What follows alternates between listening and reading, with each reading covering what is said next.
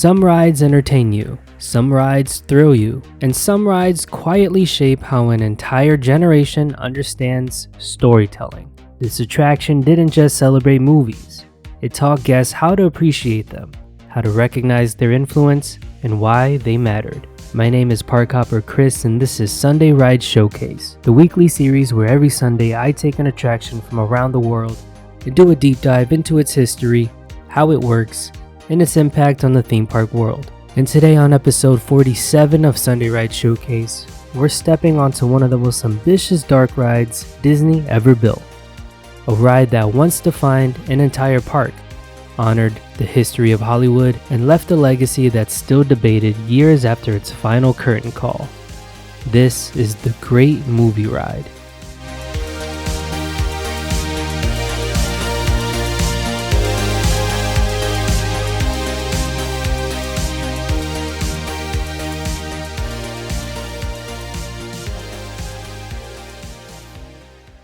Before we get into the video, real quick, I just need to say this. There are 91.2% of you who aren't subscribed who keep coming back. Dude, it's literally free. Oh my god!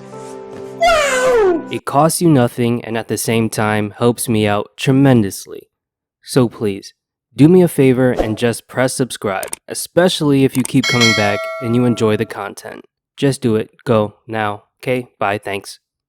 To understand the Great Movie Ride, you have to understand why Disney MGM Studios existed in the first place. In the 1980s, when Disney announced plans for a working movie studio and theme park in Florida, the idea was bold and controversial. Universal Studios was already doing it in Hollywood, and Disney wanted to prove they could do it better, cleaner, and with more reverence for film history. The park opened in 1989, but it had a problem. It didn't have enough rides. It didn't have a clear identity.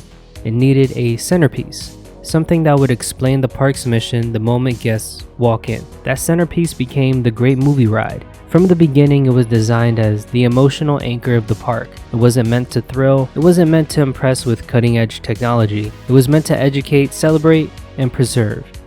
And Disney spared no expense. The ride's entrance alone was a statement, a full-scale recreation of Grauman's Chinese theater, one of the most iconic landmarks in Hollywood history. This wasn't a loose interpretation, it was a meticulous reproduction, complete with handprints in the forecourt and architectural details pulled directly from the original. From the moment you stepped inside, the message was clear. This attraction mattered. The queue wasn't just a line, it was a museum. Posters, props, costumes, and film artifacts surrounded guests, setting the tone for what was essentially a moving exhibit. Disney wasn't just building a ride, they were building a love letter to cinema. The Great Movie Ride didn't just show movies, it taught guests how to recognize genres, tropes, and cinematic milestones. The ride was divided into scenes that represented different eras and styles of film. You moved through black and white classics, epic adventures, westerns, gangster films, musicals,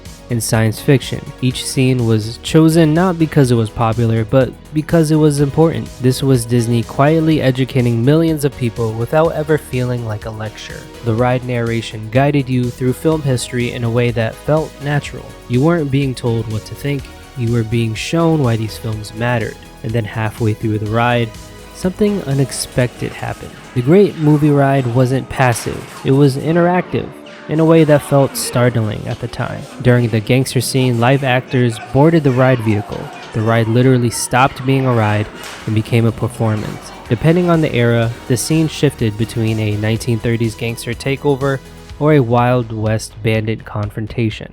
This moment did something revolutionary. It blurred the line between ride and live theater. Suddenly, guests weren't just observers, they were participants. The hijacking made the ride feel unpredictable, even though it followed a strict script. It injected tension into an attraction that otherwise could have felt slow. That choice alone made the Great Movie Ride feel alive. From a technical perspective, the Great Movie Ride was a classic Disney dark ride engineering, but scaled up dramatically. The ride vehicles were large, continuously moving trams designed to carry multiple rows of guests. They followed an embedded guide path through massive show buildings, Hidden behind the Chinese theater facade, audio animatronics filled the scene, many using technology derived from attractions like Pirates of the Caribbean and the Hall of Presidents. But here they were pushed further. Facial expressions were more nuanced. Movement was more fluid. Costuming was detailed down to fabric textures and aging techniques. Lighting did most of the storytelling.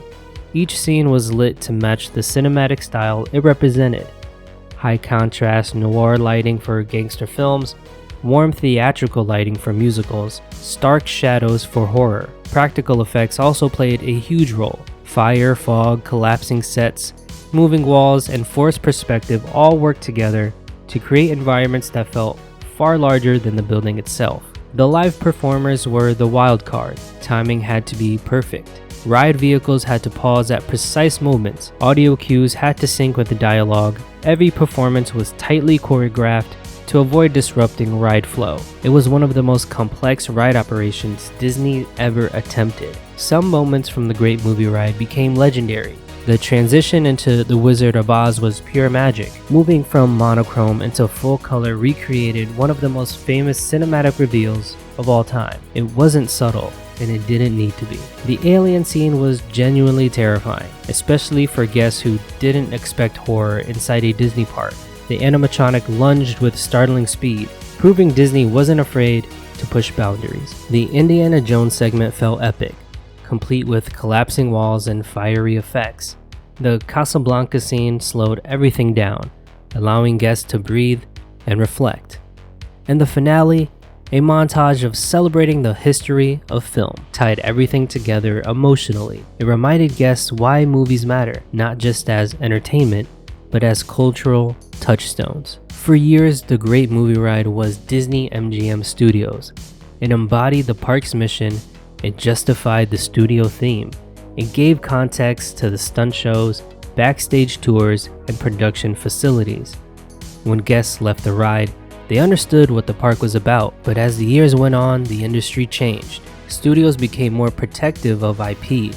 Licensing classic films became complicated and expensive. At the time, Disney began shifting towards IP-driven experiences. The Great Movie Ride didn't evolve much. Scenes stayed mostly the same. Technology aged. Animatronics showed wear, and the park around it began transforming. Disney MGM Studios slowly became Disney's Hollywood Studios, a park less about filmmaking and more about immersive worlds. And suddenly, the Great Movie Ride felt like it belonged to a different era. In 2017, Disney announced the closure of the Great Movie Ride. The reaction was immediate and emotional. Fans mourned the loss of a ride that respected film history. Critics argued Disney was abandoning its educational roots. Supporters of the change pointed out the park needed something new, relevant, and marketable. When the ride closed, it marked the end of an era, not just for Hollywood studios, but for Disney's philosophy. The building would eventually reopen as Mickey and Minnie's Runaway Railway, a technological, impressive attraction with mass appeal, but something intangible was lost. The Great Movie Ride proved that a theme park attraction could be thoughtful. It proved that guests were willing to slow down, listen, and learn if the storytelling was strong enough. It influenced attractions like Ratatouille, Runaway Railway, and even Universal's own Dark Rides by showing how movement, lighting, and narrative could guide emotional pacing. It also remains one of the clearest examples of Disney building something not because it was easy, but because it was meaningful. The Great Movie Ride wasn't perfect. It aged. It struggled to stay relevant. But it mattered. It mattered because it trusted its audience. It mattered because it celebrated art instead of selling it. And it mattered because it showed what Disney was capable of when storytelling came first. I actually never got the chance to ride this ride, but I really wish I did. Thanks for watching episode 47 of Sunday Ride Showcase. If you enjoyed this episode, please hit the like and subscribe so you don't miss out on future episodes. Until next time, I'll see you in the queue.